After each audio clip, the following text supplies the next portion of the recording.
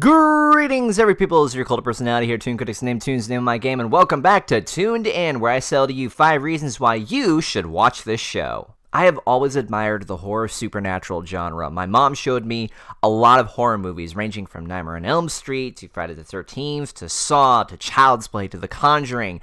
I've seen my fair share of classic and not so classic horror series, but a recent series has been getting critical acclaim and praise all over the internet. You probably have heard of it. Stranger Things? Maybe? Yes? Well, people tell me it's pretty freaking good.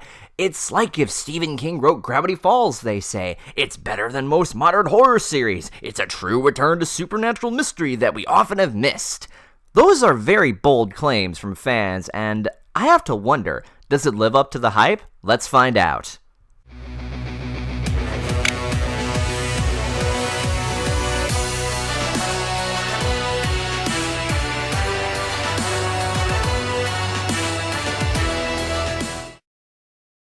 So why should you watch Stranger Things? Well, for starters... Oh, let me guess. It's on Netflix, right? You know, at this rate, you should just call the series Netflix and chill. I'm sure you'd rather be doing that, cartoons, not me. Whoa, slow down there, Toonie.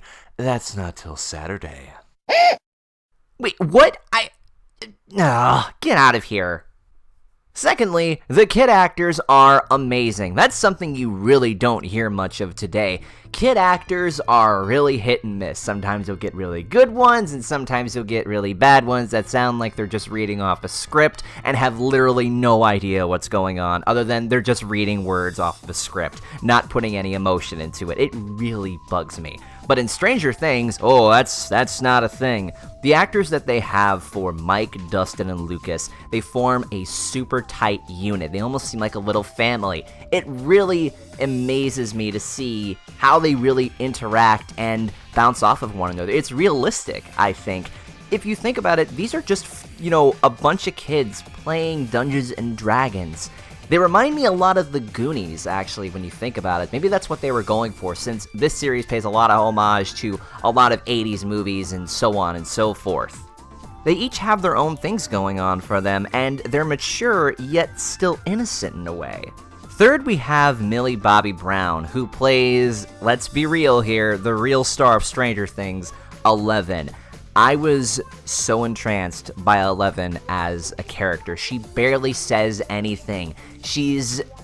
I can't say much about Eleven because of spoilers and whatnot, but there was just something about her character that captivated me. She has something very unique to her. She's introduced very early on. She fits in really well with the group. You get to see the evolution of her character through that, and there's some interesting things that happen, but they don't go the conventional route, and I can't say too much for it, but it's convincing to me. Also, I feel really sorry for her if she has to go to conventions. She must get so many people coming up to her with egos. I'm not going to explain why, but if you look at, say, Michael Kudlitz, who plays Abraham on The Walking Dead, and at conventions, he gets these huge stacks of Bisquick, then you'll kind of understand why. It's sort of a meme now.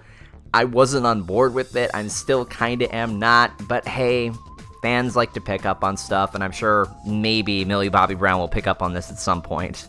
The fourth point that I want to bring up is trying to wrap my head around this, and I feel like this is one of the biggest selling points of Stranger Things. This is 2016, in a time where we have access to the most advanced filmmaking equipment possible, where we get stuff in 1080p, 60 frames per second, 4K HD. We have access to all this cool stuff to make everything look, well, cool. But yet, in 2016, we have managed to recreate the same style of an 80s series, right down to the cinematography, the acting, and the orchestral part of it. Pretty much everything that makes the 80s series good, all that nostalgia. People call that paying homage. I see that through one specific part of the show. The intro. Right down to the title font, right down to that synthetic sound, it draws you in and gets you into the atmosphere that you are watching an 80s style show recreated in 2016 from the ground up. That is impressive. It's so weird, actually. With our generation now falling back in love with the old stuff, it's cool to be retro, apparently. I don't understand that. But it's just the fact that we've actually managed to recreate this. It's like Crystal Pepsi, practically. That's a big reason why a lot of people love this show, and I'm gonna have to side with them. That's one of Stranger Things' strongest points. The last part that I actually want to bring up does revolve around the supernatural part of the series. Not saying exactly what it is, but by the time that I saw what we were leading up to as it was building up throughout the episodes, which by the way, the build-up was absolutely amazing, by the time we get to what exactly we're dealing with, it is freaking terrifying. A lot more terrifying than most of, the modern horror movie series that we have now. But what really impresses me in the end is how the kids are able to figure out exactly what is going on before the adults do, through the power of Dungeons and Dragons. Now, I'm not the biggest Dungeons and Dragons fan, but I'm doing it with Josh Scorcher now, and I have to say, I understand a lot more of these references now.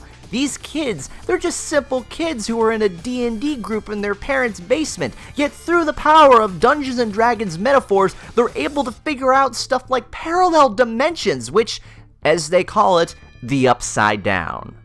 Honestly, the kids are the real heroes here, not the adults, and it's so great to see that because that's how a lot of other 80s movies were. The nostalgia comes back. However, the one thing that I want to stress though, even though this series does rely on paying homage and doing all these nostalgic references, the story itself, the characters, everything about this series all nicely wrapped up, removing the nostalgia and the homage parts, is still really, really good. If you haven't seen this series yet, I highly recommend it. The second season's coming out around Halloween time, so if you're a fan of supernatural mysteries and horror, this series is just for you. So go ahead and put down in the comments what your thoughts are on Stranger Things, and question of the episode, what is your favorite horror supernatural series?